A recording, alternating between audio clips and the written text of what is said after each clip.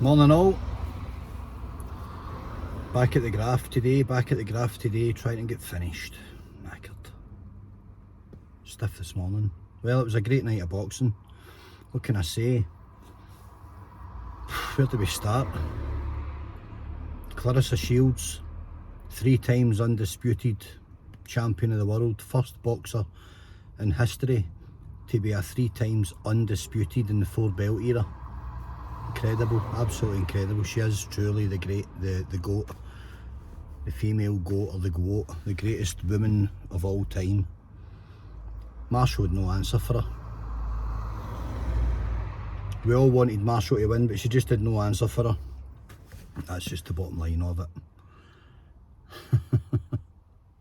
What can you say? Big Wilder, emotional in the post-fight chat. Knocked Hellenius out in 1 round. No answer. You know, he's come in, I think he's come in Wilder at his lightest ever weight, 214 or something I read, and just flattened him. You know, with that shot. It was a short kind of, it was like a hook, or it was maybe going to evolve into a kind of overhand right. I don't know, it was a kind of hard one to see from the angle, but needless to say, he blitzed him. He just blew him away. 1 round. And the post-fight speech is pretty, it's worth watching. Big Wilder shows his character. He's a good man, I think, the big fella. I know he was a bit sticky with Tyson, but yeah, it says a lot about him when his first and primary concern was the health of the fighter. He's friends with Robert Hellenius, he got a lot of respect for one another. Caleb Plant, I predicted a win for Plant. I didn't think he'd knock Darrell out. He's a tough cookie. Plant flattened him, starched him, totally starched him. Darrell was not getting up from that, and it was literally the same shot that Canelo beat Plant with. So Plant's been busy in the gym. Darrell's no pushover. I know he's a little bit of a spent force, but Plant made light work of him. That's a big win. That puts Plant back into contention. That was a good fight. And I predicted right with Devin Haney, a complete whitewash of George Kambosos Jr. Sometimes in boxing, guys, fighters just have another fighter's number, and that's just life. Haney's just got his number. Styles make fights, and sometimes guys are just too rangy and awkward and defensive for anybody to put a dent in them. I'll say it now, Devin Haney achieves greatness in the sport. Devin Haney will be one of the all-time greats. He's 23 years old and he's dominating the division. He's undisputed in the division. No one's put a glove on him. He's really going to achieve great special things. Everyone throws Tank Davis's name in the hat to stop him and end his reign. I'm going to put my neck out there and say Devin Haney beats him. That's a big shout, by the way, if you know anything about Tank Davis, who's a mega power puncher at 135, 140, thereabouts, you know. Haney's phenomenal. Kambosos had some success, but he really just never had an answer for him. He just couldn't get into any rhythm with him. He couldn't get inside with him. He couldn't ruffle him up and put him out of his stride. And you have to take these guys out of their step. You've got to break their rhythm. You've got to throw a spanner in the works. We all know that, but you know, doing it's a completely different thing when you've got somebody as focused as Devin Haney was. Incredible talent, brilliant athlete, high level boxing IQ, super intelligent, ring generalship, everything, all of those classic qualities that make a fighter, a complete fighter. He's a modern day Floyd Mayweather. The other day I was looking for a name. I said he was a cross between Mayweather and Pernell Whitaker and somebody else. The name I was looking for was Felix Trinidad, Tito Trinidad. He's just got that intent. Trinidad was just whitewashing people in his reign, Puerto Rican legend.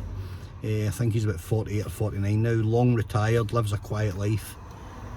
In his prime, Tito Trinidad was a legend. You know, he only lost to a few guys, Bernard Hopkins, Winky Wright, I think was his last fight, Ronald Winky Wright. But he was long past his best then. Felix Tito Trinidad's always been one of my favourite fighters. I've got old DVDs of him. So Haney's a mix of these guys, he's a mix of the best of them. He's going to be an all-time great. He's 23, it's unbelievable what he's achieved in the sport at 23. And he's super confident. Well, what can you say? Great night of boxing. There was brilliant fights in the undercard.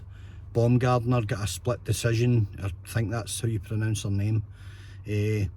Women's boxing has just been put on the map. Clarissa Shields and Savannah Marshall literally by one fight just dragged boxing right out the gutter. They single-handedly put women's boxing right at the top of the map. They sold out an arena, it's never been done. Clarissa's got great personality, she really is. She's a great talker. She's, you know, she loves mixing it and she brings it. She does the trash talking well, she does all that. Very different personality to Katie Taylor, who's super quiet, super humble, and basically whispers through chats. But yeah, I think that women's boxing now is going to demand massive paydays in arenas. They're going to sell out, you know, stadium shows and stuff like that. People are really getting behind women's boxing. I kind of mix my opinion of Adam Smith at times. He's a boxing analyst, pundit, you know, world of knowledge, but he really did deliver some great speeches the past few days about women's boxing, and he's worth listening to. He knows the sport. He's impartial at times, you know, which I like. What I will say is Sky's commentary of that Marshall Shields fight was absolutely despicable. It was deplorable. Every time Marshall remotely landed even the lightest, you know, pillow punch, they were like, oh, she's won the round. It was so incredibly biased. You just can't have that. You need people to remain impartial and call fights fair.